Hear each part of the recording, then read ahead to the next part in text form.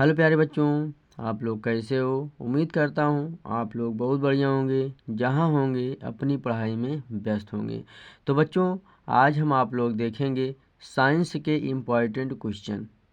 बल से लिया गया प्रश्न बहुत महत्वपूर्ण है, जो सभी ऑल वनडे एग्जामों में पूछे जाते हैं। तो बच्चों, जैसे दिया है, पहला क्वेश्चन है, किसे किसी वस्तु पर खींचने या धकेलने के रूप में परिभाषित किया गया है। बल को किसको किया गया है? बल को। अगला क्वेश्चन है, वस्तुओं में गति किसके कारण होती है। वस्तुओं में गति किसके कारण होती है? बल की क्रिया के कारण। बल की क्रिया के कारण होती है। अगला है, किसी वस्तु की गति, आकृति, आकार और गति को संशोधित करने की क्षमता को क्या कहते हैं? बल कहते हैं। क्या कहते हैं बच्चों? बल कहते हैं। बल का जो सूत्र होता है न्यूटन के दूसरे नियम से प्राप्त होता है। बल का सूत्र न्यूटन के दूसरे नियम से प्राप्त होता है। बल का सूत्र F बराबर ma, जहाँ m वस्तु का द्रव्यमान और a त्वरण है।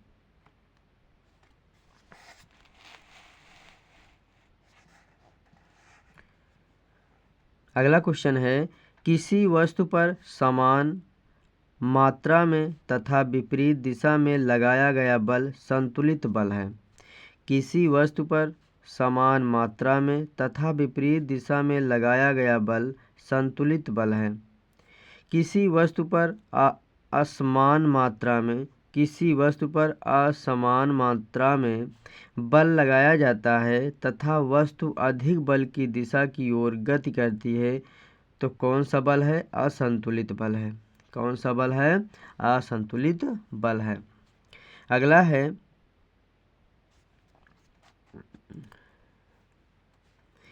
गति बदलने के लिए किस बल की आवश्यकता होती है? गति बदलने के लिए किस बल की आवश्यकता होती है? असंतुलन बल की आवश्यकता होती है। अगला है बच्चों, खींचने या धकेलने की प्रक्रिया। खींचने या धकेलने की प्रक्रिया किस बल के कारण होती है? असंतुलित बल के कारण होती है। किसके बल के कारण होती है? असंतुलित बल के कारण होती है।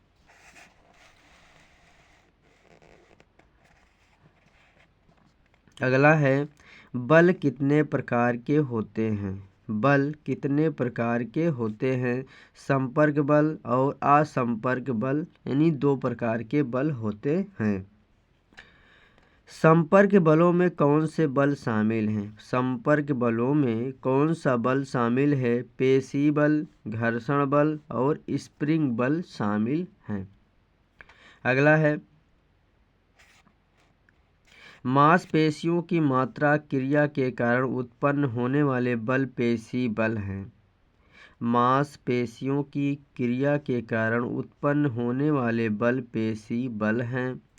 गति की अवस्था बदलने के लिए कौन सा बल उत्तरदायी है? घर्षण बल। अगला है, वह बल जो हमेशा विपरीत दिशा में होता है स्प्रिंग बल कहलाता है। किसी वस्तु पर लगने वाले बल को मापा जाता है स्प्रिंग संतुलन के द्वारा। स्प्रिंग संतुलन के द्वारा। गैर संपर्क बल में कौन से बल शामिल हैं? चुंबकीय बल, विद्युत स्थितिकी बल और गुरुत्वाकर्षण बल शामिल हैं।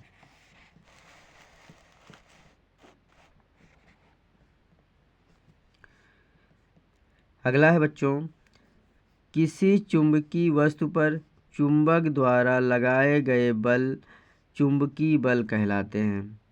किसी चुंबकीय वस्तु पर चुंबक द्वारा लगाया गया बल चुंबकीय बल कहलाता है। एक आवेशित वस्तु द्वारा दूसरे आवेशित या अनावेशित वस्तु पर लगाया जाने वाला बल कहलाता है विद्युत स्थिरी बल।